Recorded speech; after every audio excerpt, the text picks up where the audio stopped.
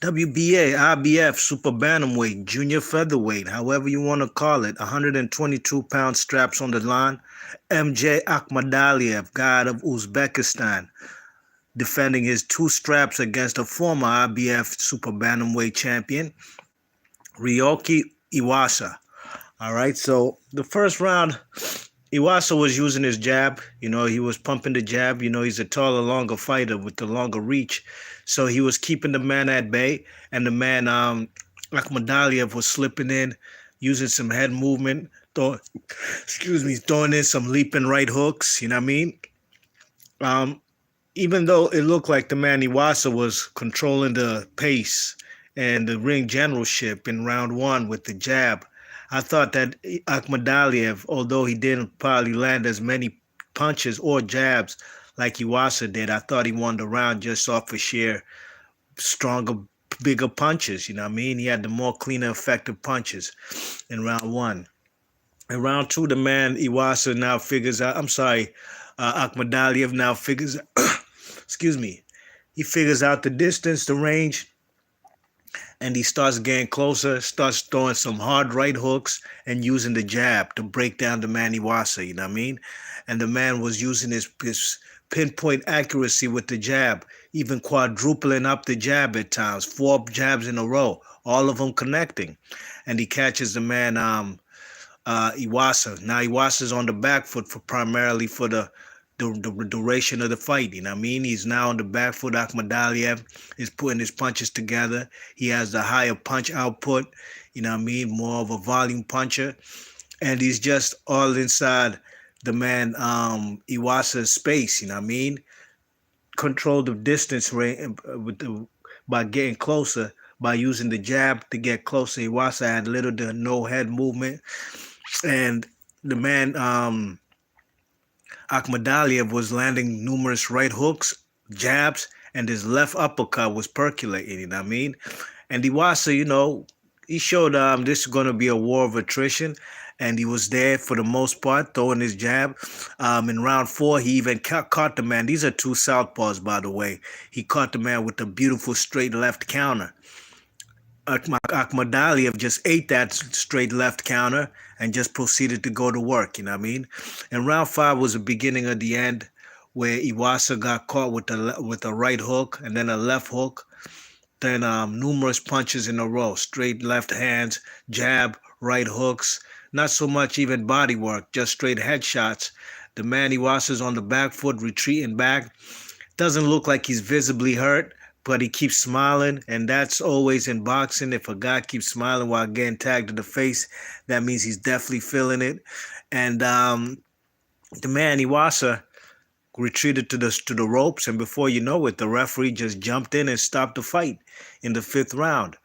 To be honest, I thought it was a premature stoppage, especially considering this is a world title fight.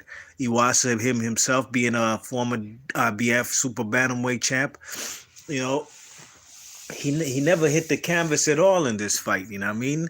Wasn't even getting close to getting dropped. So I know this fight was the first professional fight for the man MJ Akhmadaliev in his country of Uzbekistan, where he's a crowned hero as far as winning a bronze medal in the 2016 Olympics. I believe he lost to the eventual gold medal winner, Robeisy Ramirez out of Cuba, the guy who beat Shakur Stevenson in the gold medal round. So gold medal went to Robeisy Ramirez, the silver medal went to Shakur Stevenson, and MJ Akhmadaliev won himself the bronze medal.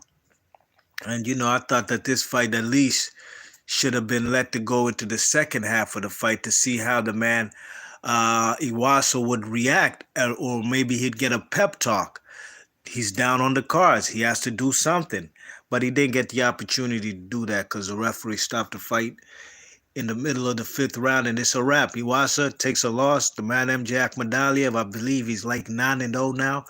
I believe if I'm not mistaken, he's the fastest man to ever unify world titles. You know what I mean? I believe he was a world champion in his 7th or 8th fight. I believe 8th fight.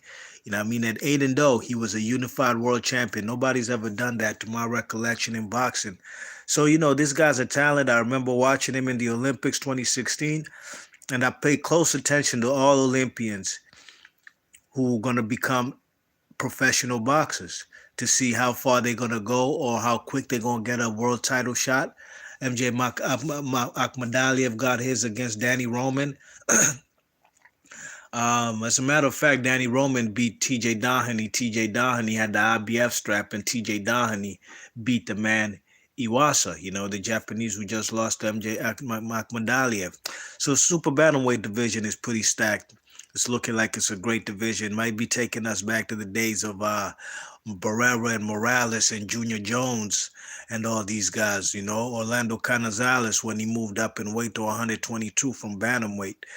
Vuyani Bungu. There's a lot of good fighters that was there at 122 pounds back in the day. Prince Nassim, even though he did move up to featherweight. But, we got the guys like Schoolboy, Steph Fulton, still have Danny Roman out there. Guys like Angelo Leo, who just lost his world title to Stephen Fulton. So there's a lot of good fights to be made at 122. And currently, who's the WBC champion? I believe, Louis Nery, WBC, and he's a dangerous steroid-taking monster. We're going to have to see. I'd love to see all these fights, you know what I mean? So time will tell, but I'm looking forward to 122. And big ups to the man, Akhmadaliev, getting his decision. And I think he got a little hometown help from the referee, considering it was a bad stoppage in the 5th round. All right? Be March Boxley, your thoughts and comments. I'm out of here. Peace.